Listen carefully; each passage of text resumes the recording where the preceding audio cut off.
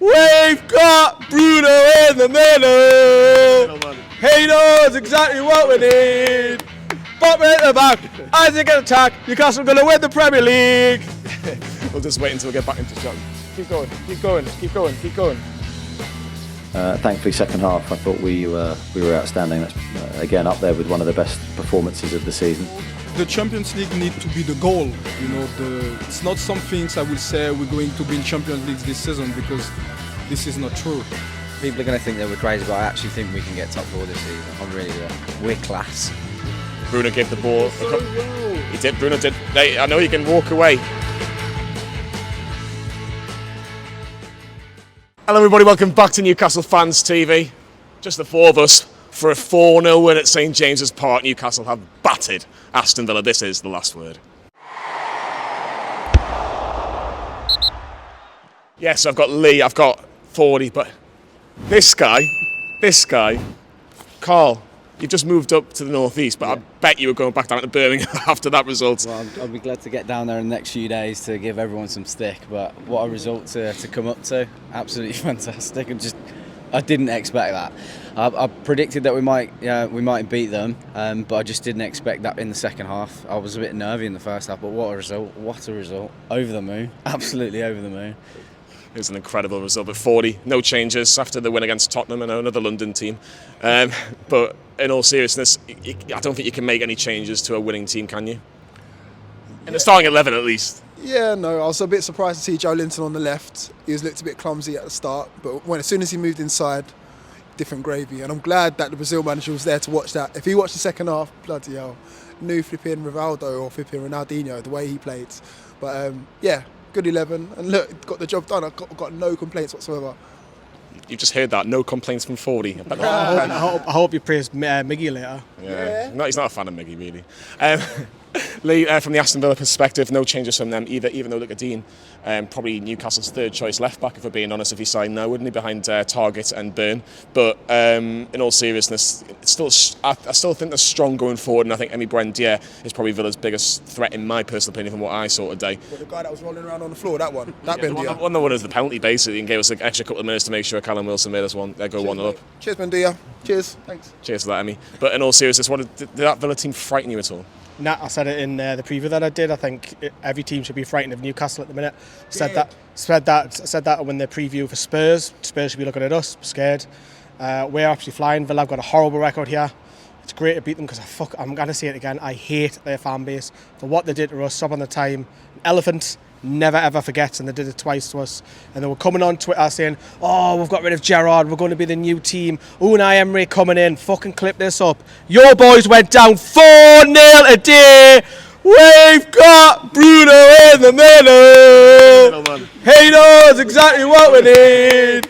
Botman at the back. As he gets attack, Newcastle going to win the Premier League." They might win the Premier League, you never know. But they'll go back to that clip if that's the case. Carl, I think it's got to get your perspective because you haven't seen Newcastle in the flesh for a little while. First 20-25 minutes, I thought Aston Villa actually really, apart from the time wasting, we can all go on about that, but I actually felt they were a bit stronger, and Buendia caused us a couple of problems. But I have to say, I know Newcastle won 4-0 today, but one of the biggest moments was that challenge, and I think it was from Sven Botman for when Buendia gets, he shouldn't really take a touch from after Leon Bailey does really, really well. But that was a little wake-up call. But what a challenge from Sven Botman. Oh, it was fantastic. Literally on the money, inch perfect. Anything goes, either way, centimetres, and it's a penalty. It was absolutely perfect. And I think once that happened, Buendia's always been that type of player that if you hit him and you get on his back, he's someone that can go missing, and he's absolutely got the talent. But he shied away since that, and the way he was just rolling around on the floor, like Fordy said, for 10 minutes almost, 10 minutes. 10 minutes injury time. And then got up and started jogging along the sideline like he just didn't make it any better for himself at all. But yeah, Botman, obviously I think we'll come on to him later in the videos, but that kid is an absolute Rolls Royce. What a player. What a player he is. The defence has just been fantastic, but he's a standout for me. He's brilliant. So. Yeah, he's been absolutely superb. You can actually just see a Rolls Royce just leaving the car park. Actually, it might be Sven. Actually, yeah. 40. I have to be honest. I didn't think Newcastle were going to go ahead into half time. I just thought Aston Villa were going to frustrate us. The amount of minor decisions they were getting, the referee was buying it, and it had to take a little bit of luck from a good challenge in terms of Willock in the middle of the park. He managed just to be a little bit stronger. Comes to Callum Wilson, lays it off to Miguel Almirón going for another goal. Ash Young dives and lovely little save, but the referee gave it straight away. There's been a lot of arguments this week about handball. What's the handball? What's not handball? It was an obvious one, and even the Villa players didn't even go, yeah, that's not a handball. It was a stonewall, but Callum Wilson puts it away. Listen, they came here with a game plan just to rattle us, and it was only a matter of time before we was going to get our way. It was only a matter of time. Emi Martinez went down, obviously he went off with concussion, but you can only do that for so long. You can't do that for 90 minutes. We've seen it to us plenty of times. So I knew we had something in the bag. I didn't know he was going to get a penalty, but our man Callum Wilson, England's number 9, may I add as well, I'm just putting it out there, slots it away. And again, this guy, if you just keep him injury free, he's dangerous. How many goals is that now already? It's between him and Him and Haaland, yeah. I mean, he's 5. 6, 4, 5, 6, 7. Who knows? Eh? That's what I'm saying. So it's just, imagine this now. We've got like a wealth of riches up front. We've got Wilson banging in goals. We've got Isak to come back as well. January's around the corner as well. It's just, I'm actually in like crowd like cuckoo land at the moment. It's crazy, isn't it? To think that we're spanking teams like Villa now, 4-0 at home, and then we're just looking like, Champions League football. That's all I want to see now. That's it. Sorry. It's crazy. It's actually on the horizon. We're third now, right? 4th at Spurs, won 3-2 late on. But even so, we were third. We were third, and comfortably. From what we played like today, deserved to be there. I'd love to see the goal chances that we created. Yeah. At least 25, 26 chances. We've hit the woodwork twice as well. Yeah, Murphy hit the woodwork. Joelinton, Wilson, It could have been 7. Genuinely could have been 7-0 today. I think it would have been 10-0 if Gerrard was in charge. I'm not going to lie. But second half, Eddie Howe deserves a lot of praise, like what he's mentioned before. There's a car coming. Is it? No, it's Happens not. every week. Happens every week. We'll just wait until we get back into shot. Keep going. It's just the Villa team just leaving. They're just parking their car. Just make sure all back in. I would park in the car to be fair. Get your boy bands back into shape. Back streets back all right. But second half, I have to give Eddie Howe a lot of credit, and I've already touched on it before, moving Joelinton more into the centre, because I thought Villa were really winning that midfield battle at times in the first half, really nullifying Bruno Guimaraes. You could see Brandy was just kind of sticking with them, and there's a couple of times in the first half where Bruno lost the ball, but Joelinton in that centre midfield just gave us a bit more security. And look, that wasn't the reason why we got the second, third, fourth goal, but just that little bit of tactical nous, if you like, it was perfect. He tried it at Spurs, didn't he? So that he's swapping Willock and Joelinton, he's switched on to something. They must have, trialled it in training, because Dan Burn doesn't get past the halfway line. He fills in for left centre back when we're in possession. So it's something that he's looked at, something he's worked on. John Joe Shelby might struggle to get back into the side, but it's a little tweak, and it's little things like the high pressing. It's working. It's forcing teams into mistakes. We're scoring a lot more goals. We're a lot more higher up the pitch. Newcastle, I said it in a video title the other day, Newcastle just a joy to watch, and it's the first time, and it's like the shackles are off, and it's the first time really since the Pardew season that we've had a good season. And then before that, you're going all the way back to Bobby. No, I tell a lie.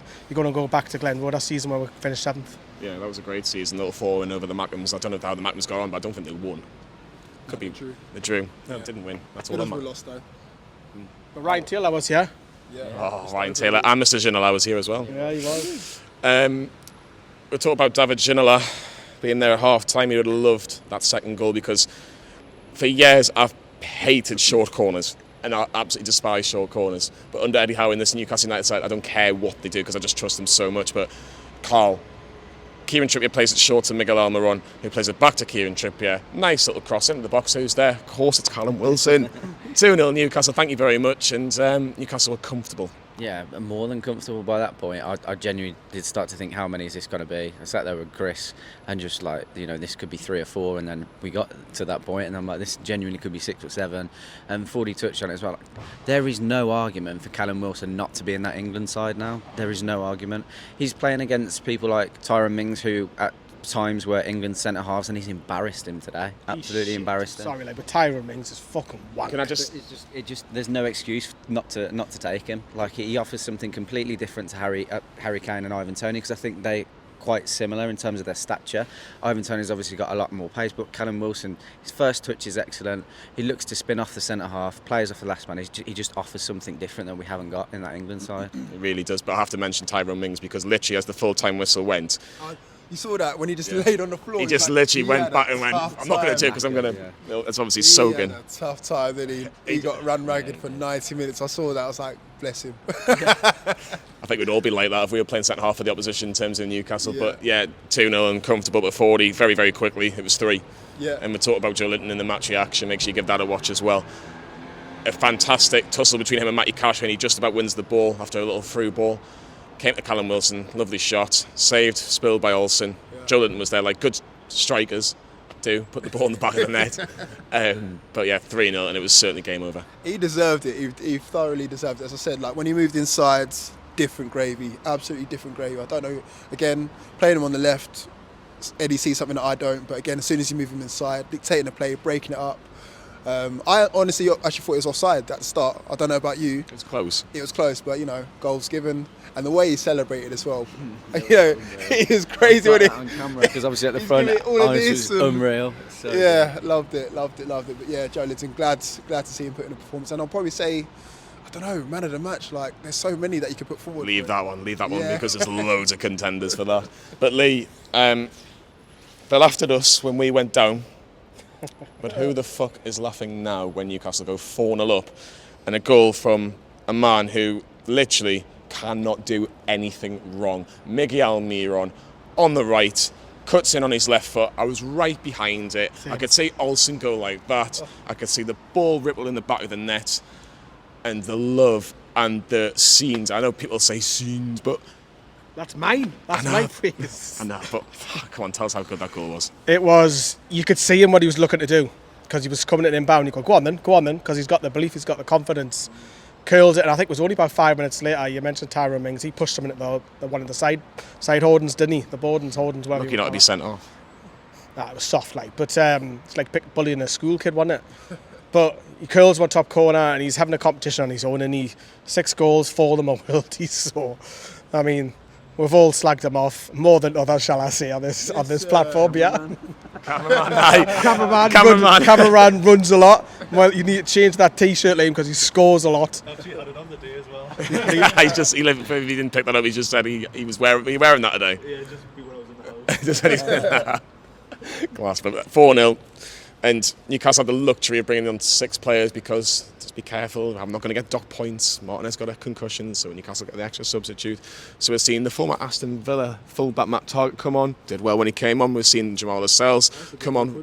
We've seen Jamal Lascelles come on. We've seen... Did you see when Trippier gave the armband? That was a nice little touch. I like that. Lascelles comes on. Trippier says, here you go. You're captain.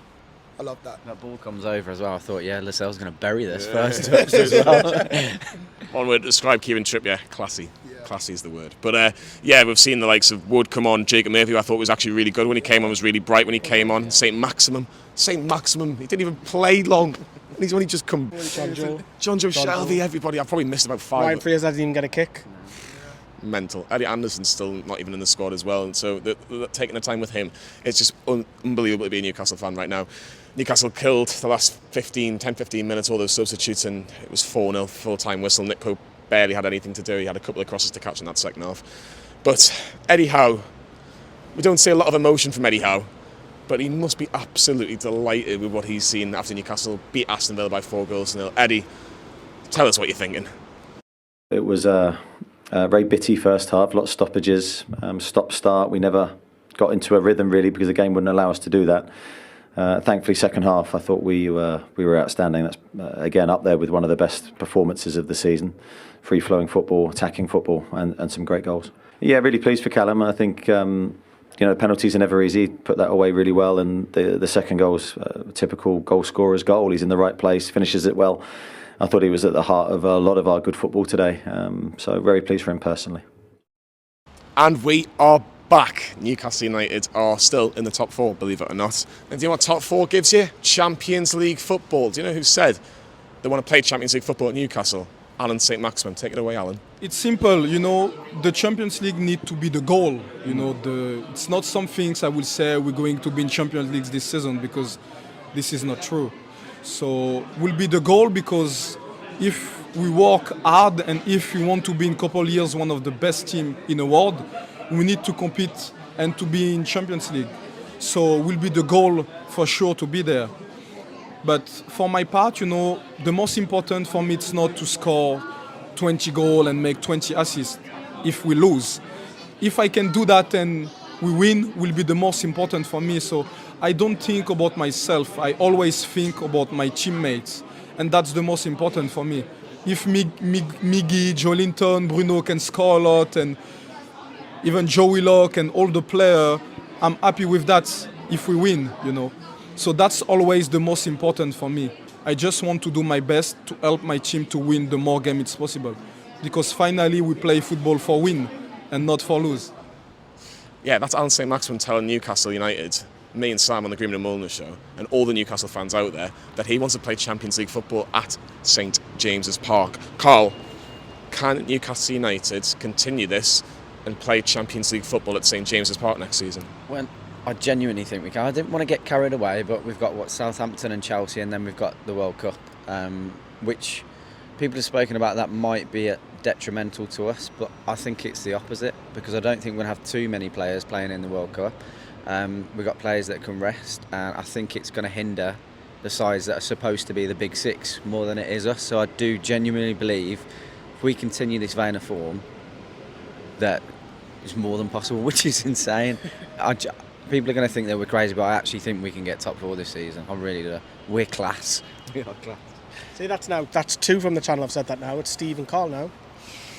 The belief's starting to come in it. That's what it is. For me personally, I don't think we will. Sorry, I'll be a Scrooge. But Europa League, Conference League will take the channel abroad, man. What can you imagine? At 40, I might not know a lot about football, but a man that does is Pep Guardiola. Oh, that's going to be clipped up now, don't you? I might not know a lot about football. But I'll tell you who does. Pep Guardiola. Pep Guardiola does know what he's talking about. And he thinks Newcastle have got a chance of doing something because they're not playing in Europe. Is this the best chance Newcastle ever going to have of getting into the Champions League? Hell to the yes. I mean, look at us now. We're top four. We're beating teams in and around there as well. Hanging on in there with... Up the Premier League we go! Hanging in there with teams in and around us as well. I mean, look, narrowly lost to Liverpool, drew Man United, drew Man City, beat Tottenham, thrashed these lot. Like, we're actually beating teams in and around us now. Can you say that again? And then you got January around the corner, what you forgot to mention. So again, we're just going to go again. Yeah. We're just going to get the checkbook out again. Yeah. Like, Amanda's going to go, how much, Eddie, do you want? 100? Go on, 200. There you go. Throw it all in. And then that's it. It's the game's a wrap. Like, Maddison's going to want to sign. Diaba's going to want to sign. Probably even Harry Kane's going to want to sign. Might as well sign now. Sign the thing now. So it's just, you just got that air of confidence now, ain't you? You got that spring in your step when you walk into work Monday morning now, top 4 tune. That's what it brings, you know. Top 4 tune. The table's just coming up on your screen now. Spurs won, unfortunately, so we're still fourth. We're still fourth. Just fourth. Are we massively overachieving, or are other teams being poor because they have got those number of games, i.e. Manchester United, i.e. Chelsea, i.e. Liverpool? They've got a game in hand on as well, haven't they? I think we are overachieving.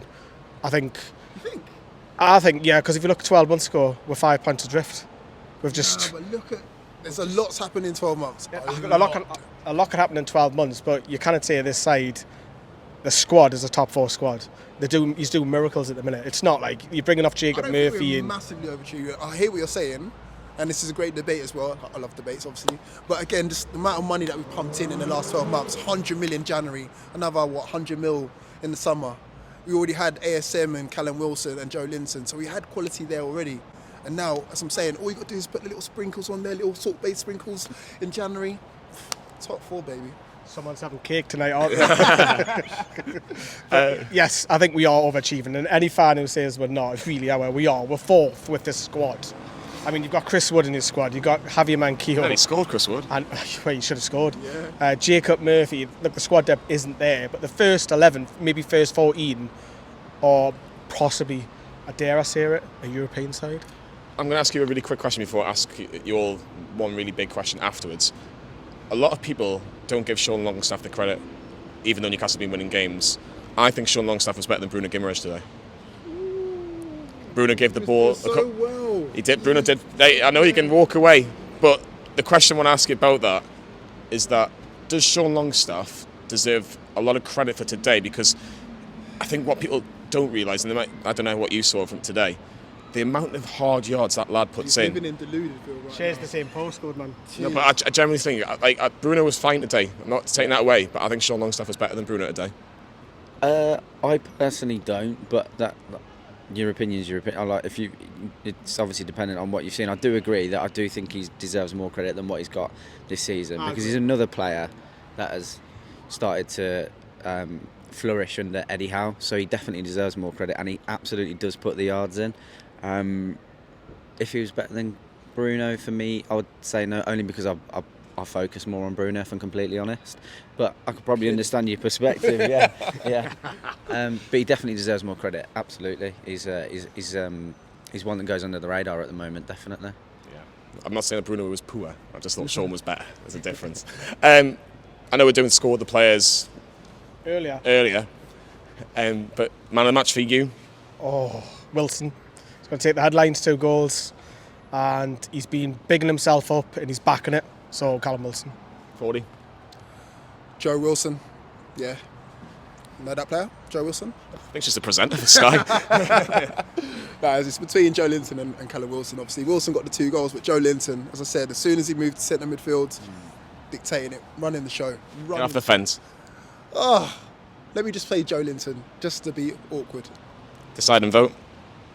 So I'm just going to throw one in there just to be awkward, and I'm just going to go defensively and say I'm going to say Botman, but it was very close between him and Cher. Cher was excellent again. The 2 of them played some unbelievable diagonal. They're so calm, and the diagonal balls that they were playing into Joelinton were disgusting as well. I think Wilson would obviously deserve it based on his goals, but I'm going to be different and go with Sven Botman for me. I'm going to go Callum Wilson. I thought he was absolutely... I thought he played well, but Callum Wilson for me, with the England manager watching, absolutely superb. He could have scored 4. He was unlucky not to. Jake Murphy hit the post. Why haven't you mentioned that one? We need to wrap things up. But we'll be here all night. We could probably watch Newcastle all night. But yeah, we've got Southampton. Me and Lee were making that trip. Are you there next week for Southampton? I've got a ticket. So we'll see Carl there next week as well. Using stuff for work up here, so I'll try and work around it, definitely. So Carl will be at Southampton next week because he's just been absolutely Remember the game last year? Front row. I was talking to my brother about that, to be fair. Bruno's goal, yeah. But hey ho, what a fantastic performance we've seen from Newcastle United today. Like and subscribe to Newcastle Fans TV, and we'll see you all at Southampton next week.